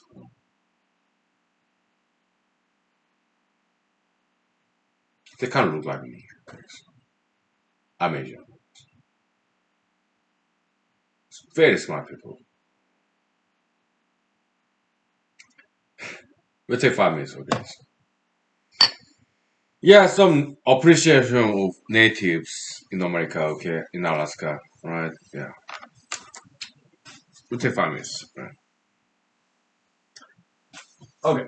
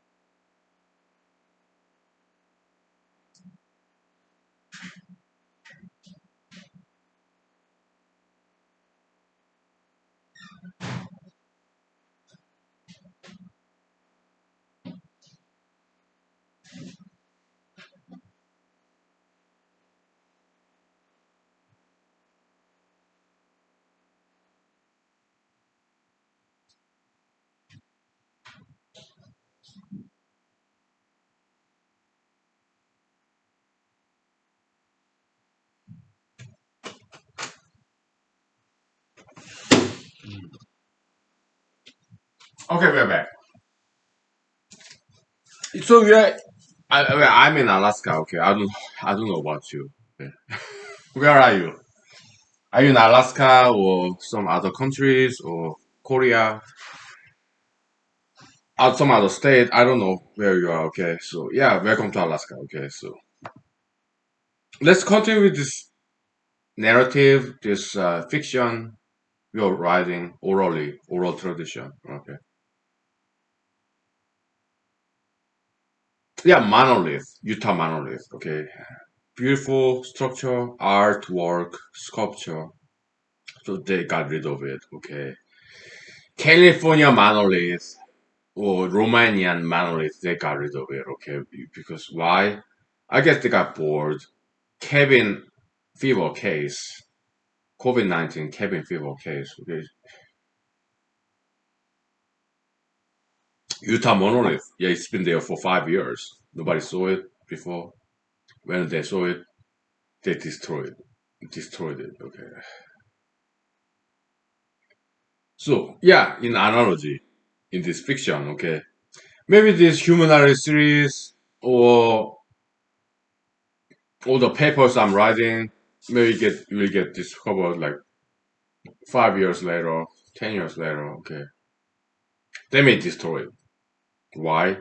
It's a Utah monolith. It's something very beautiful, upright, high and tall, wealth of knowledge. When they see it, yeah, some people may destroy it. Okay, and they may come after me. So that's a fiction. Okay, let's not lose opportunity. Lost opportunity, we don't want that. Okay, so let's write a fiction about that. Okay, so yeah, they came to Alaska to kill me. 'Cause I'm a politician, wannabe. So my home address, email address, cell phone number, date of birth is all public knowledge. Okay, so how much money I have in my bank account. Yeah. So they come and try to kill me. Okay, I'll be like, action. It's a fiction. Okay. Action fiction. Okay, action. Hey, you don't have to kill me. I have drinks. Oh, we don't drink alcohol. We don't smoke cigarettes. We just want to kill you. But do you eat? Yeah, you got some food in your fridge, refrigerator? Yeah, cook for us. Oh, okay, I will cater, okay? Just don't break any window, okay? Because Alaska winter, okay? It get pretty cold, okay? Oh, global warming. Just don't break anything, okay? Just sit down. I'll rather stand. Then stand, okay? No problem. I cook for you, okay? You want some cup of tea? All I have is non-caffeine, okay? I don't do caffeine. Well, I do drink Diet Coke, Coke Zero, Diet Pepsi, okay? But I don't have any coffee in my house, alright? So, but I have some non-caffeine herbal tea. Would you like that, Mr. Miss? Yeah, I like that. Yeah, have a seat. If you wanna stand, stand, okay? Just don't break anything, okay? And please do not kill me. I cook for you, okay? So, okay, maybe you are not as bad as I thought, okay? So, okay. Yeah, we crash your couch. I may not kill you. I think about it, okay? You're kind of nice, huh? Of course I'm nice. I'm a politician wannabe, okay? I want to be the president of the United States one day. You're my voters, okay? You're the boss, alright? But come tomorrow, you have to leave. Why? I gotta get back to work. I don't have enough money to sustain you. Get a hotel, okay? Yeah. So I cook for them, okay? They were like, what is this? Oh yeah, I got it from Walmart. It's pasta, okay, with broccoli, with chicken breast. You know what? I changed my mind. Maybe I have to kill you. Why? You're so cheap, Mister. I don't make that much money, okay? So that's what I eat. Walmart, pasta, microwaved. Okay. Would you like some warm milk? But that's real milk, but it's skim milk, zero fat, fat-free milk, okay? Would you like that? Because that's what I drink. Microwave fat-free milk from Walmart. You know what? Yeah, we're gonna go, okay? The kind of food that you eat, it doesn't quite serve us, alright? So bye. You know what? You don't quite worthwhile our time, okay? We just get a hotel room and bye. Bye. Sin. I have some quirky sense of humor, okay? Corny, quirky, okay, whatever. Yeah, yeah. Mm.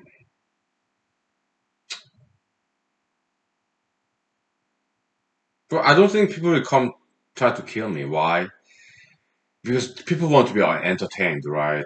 They want to be entertained. People are bored. The daily tedium, yeah, going to work, their family, their dog, their cat, pets, kids. Life is so boring, right? So they want to be entertained. That's why in 2016, people voted for President Trump because he's entertaining showmanship, right? I am that. I'm more, by far more entertaining than President Trump. Okay? I may not be Caucasian, orange skin, blonde hair, but I'm Asian, okay? Brunette. Yeah, I'm brunette, Asian. All Asians are brunette. Black hair, okay? Some of them brown hair, whatever. But I'm still very entertaining. I don't think people will try to kill me because people are bored, right? It's to their best interest that I live and survive and thrive because I'm entertaining. I can make them laugh, perhaps sometimes cry. Some good cry, okay? No outrage. No, I'm nice. I'm gentle, right? In general, people really like me, okay? When I was in law school, I had some enemies, people who really hated me. Because I'm conservative, law school, Michigan, Ann Arbor, yeah, very liberalistic. Okay, so some people really hated my guts. Okay, and some of them even tried to kick me out of school. Okay, they accused me as a sexist, misogynist. Some of them, right? I met some good feminists, some bad feminists in Ann Arbor, Michigan. Okay, and some other parts of the world. There are some good feminists, bad feminists. Okay, good LGBT, bad LGBT activists. Okay. Some of them really came after me. Okay. Big time. Even after I graduated from law school. Okay. Fiercely. Okay. They tried to get me out of law school. Okay. When I was in the US Army, I had some enemies too. They tried to get me into some Article 15 sometimes. Okay. I had many enemies. Enemies. Okay. When I was in Cornell, when I was in South Korea, I had enemies. Okay, who tried to kick me out of school, terminate my career. When I was a computer programmer, I had some enemies, okay, who tried to kick me out of the company, tried to get me fired, right?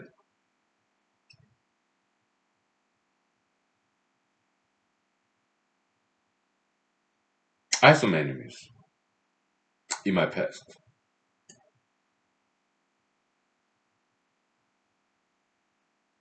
Yeah, like Book of Psalm, P.S. what, A.L.M. Yeah, David had many enemies, okay? And we have Jesus. Jesus had many enemies. How about you? Do you have enemies? People who hate you,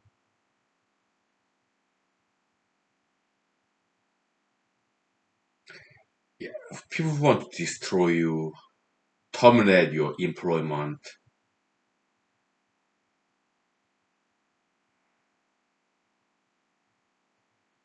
I had my share of that enemies, right? But Mr. Jesus said, "Yeah, I love your enemies. I'm practicing Christian, okay? Yeah, I love my enemies." That's not what they're doing. They're just possessed by this Satan, Antichrist, 666, devil. Yeah, we understand as humanologists, some ideology possessing them. They're puppet of Satan, okay? But Satan, devil, they answer to God. So things happen for good purpose, good reasons, okay? Yeah. We forgive and forget, okay? We move on. We don't curse them, we pray for them, we bless them, okay? Turn the left cheek, right cheek, okay? Yeah, Jesus Christ, I do believe He's Son of God. I do believe that, okay? So, because nobody has said that. Love your enemies. Okay? Pray for your enemies. Nobody said that, okay? I do believe Mr. Jesus Christ. I do believe He's Son of God, okay? So, yeah. Huge fan. Mr. Jesus, I do believe you're Son of God. You're the Christ or Savior, okay? I believe that, okay? Sure. But sometimes I disagree with you. Okay? When you cursed on Peter. Oh, Peter, my second favorite disciple, okay? Yeah, when you were young, you were able to travel the world and you were able to go anywhere you wanted to go when you were young. But when you are old, people will come and spread your arms and take you to the place that you do not want to go.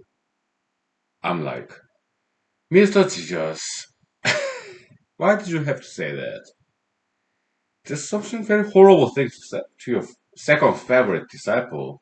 You didn't say that to your fourth favorite disciple, Saint John, right? Why are you picking on Peter? Ah, because he denied me 3 times before the dawn, okay? He denied me 3 times. He was called so fireplace, right? They asked him, "Hey, you look familiar. You are a disciple of Jesus, right? Mr. Peter, the rock, the stone, petroleum, petrified, right?" Oh no, I don't know any Jesus. What are you talking about? I don't know any Jesus. No, yeah, we saw you standing right next to Mr. Jesus. You were with him. No, no, that wasn't me. Maybe my twin brother, maybe. Look alike. Peter imposter, maybe. An actor. No, no, it was you. No, it wasn't me. And crocodile, don't break this chicken, okay, rooster. Maybe Jesus was disappointed by this betrayal of Peter. Right? Yeah,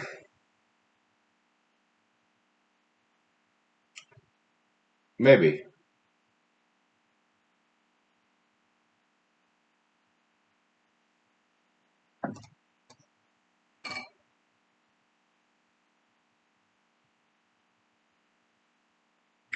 We'll take 5 minutes break, okay? Yeah, I'm cooking my dinner. Yes, pasta from Walmart. Great. With broccoli. Pasta. Italian. Noodle. Macaroni. This pasta. I love it. Very creamy. Like $1 a piece. Okay.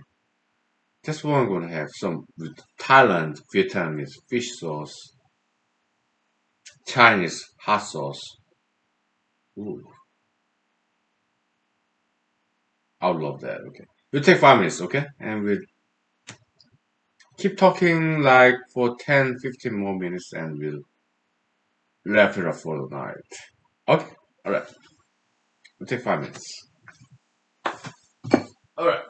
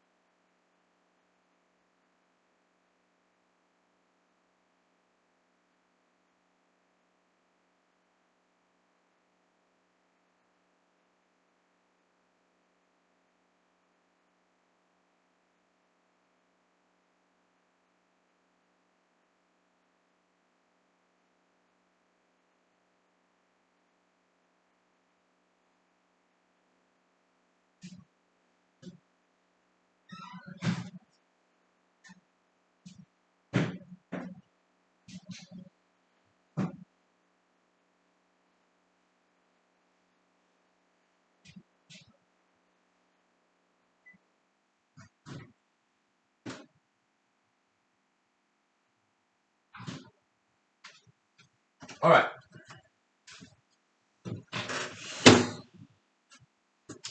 So we're talking about Mr. Jesus, right? Yeah. Role model. Yeah, but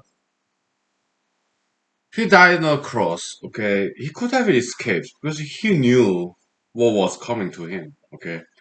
Conspiracy. Yeah, he got in this battle, conflict with this Jewish synagogue leaders like Pharisees and Sadducees, right? Yeah, so political battle, okay?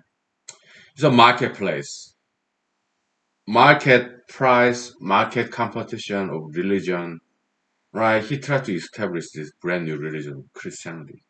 He won, right? Posthumously, right? It was struggle, it's some money, okay, yeah, because people can only spend so much time and money in religion, right? So he was competing against this establishment, Judaism, right? That's why they say some Jewish people, Happy Hanukkah, okay? They're competing with Christianity. Oh, don't say Merry Christmas. That's politically incorrect. Say Happy Hanukkah, Happy Holidays, okay? Some conservatives object to that, okay? Whatever. Okay.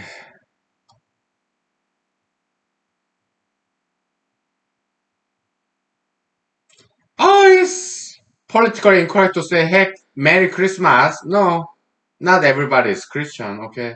Say Happy Holidays, Happy Hanukkah, okay? Not everybody is Christian, okay? So I was like, yeah, Happy Holidays. Happy Holidays, okay? Everybody. But Christmas, December 25th, okay? Yeah, it's about Jesus, okay?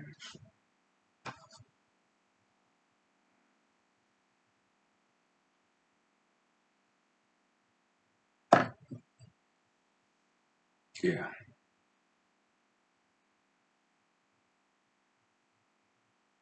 In Korean language, Christ is in Korean translation is Cristo. Cristo. Okay. Yeah. More like Spanish or Italian pronunciation of Christ. Cristo. Cristo. Okay. Jesus in Korean language, 예수. 예수 Cristo. Okay. 예수 like Jesus, like Spanish, right? Jesus, right? Maybe some French, okay? Juicy, I am juicy, okay? Yeah. Like God said in Bible, Christianity, okay, Judeo Christianity. Yeah, I am that I am, okay, I am that I am. Juicy in French, Jesus, right? Yeah, I'm trying to rhyme, okay, so some linguistics, okay. So. language. I've been to Mexico when I was in Los Angeles, California. Okay. Why did I when drive down south like 5 hours from Los Angeles, California to Tijuana, Mexico? Yeah, to get laid. Okay, red light district. Okay, whatever. All right, but I did interact with Mexicans. Okay, great people. Okay, hardworking, fantastic professionals in cooking. Mexican taco. It's not Americanized Taco Bell. Okay, Mexican taco. It just melt in your mouth. Okay, it's so good. Taco lengua, cow tongue, or carne asada, or whatever. Okay, it's just so good. Cebolla, onions, and cilantro. My goodness, it's so good. Okay, yeah, pulpo, just seafood cocktail that I had in Tijuana, Mexico. Shrimp was that, well, camaraderie, whatever. Okay, pulpo, yeah, just octopus tentacles and just so good. Seafood cocktail, shrimps,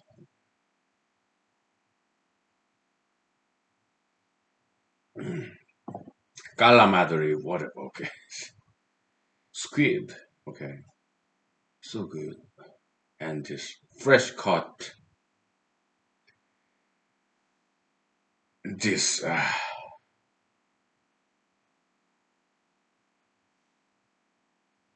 coconut, coconut milk, coconut juice, coconut meat.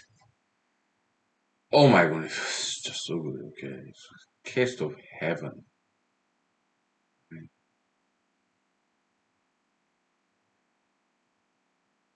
In the fridge, I have this coconut. Yeah, both purchased from Walmart. Okay, coconut. Yeah, but I have to use this drill, rechargeable drill bit. Okay, hand drill. Yeah, I'm too lazy to do that. Okay, so maybe it's rod by now. It takes too much labor. Okay, I use hand drill. Beep from Walmart. Okay, beep. It took by yeah the straw, plastic straw. Okay, and drink this coconut milk. Right. Yeah, it's there in the my refrigerator. It's just take too much labor. Okay, so maybe it's rot by now. I don't know. Okay, so but I used to drink that. Okay, put a hole in it with this plastic and like metallic drill bit, right? Eee! Then plastic straw and oh, coconut milk. Yeah. Oh, so good. Yeah, coconut milk from Walmart. Okay. But I haven't done that in a long time. Okay, why it take too much time?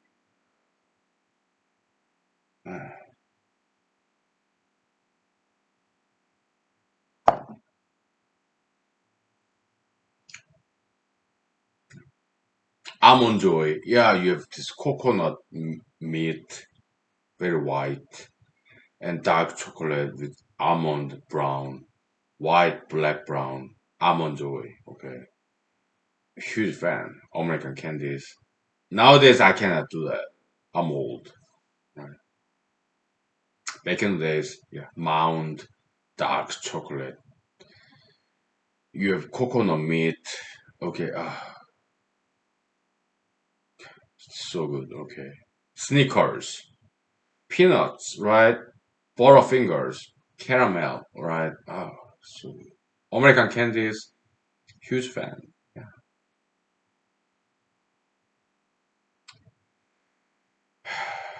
Back in the days when I was younger. Okay. Nowadays I cannot do that. I'm aging. Okay. So I don't have any gout on my knees, but when I kneel down, squat, my right knee kind of gets sore. Right? Yeah. I'm aging. But we keep charging, we keep living, surviving, thriving. Survive, thrive, and live. Right? Yeah, we'll do that. Okay. So, to make better future for our descendants, kids, grandkids. Important. We'll do our job. Okay? We'll live very long as possible. Okay.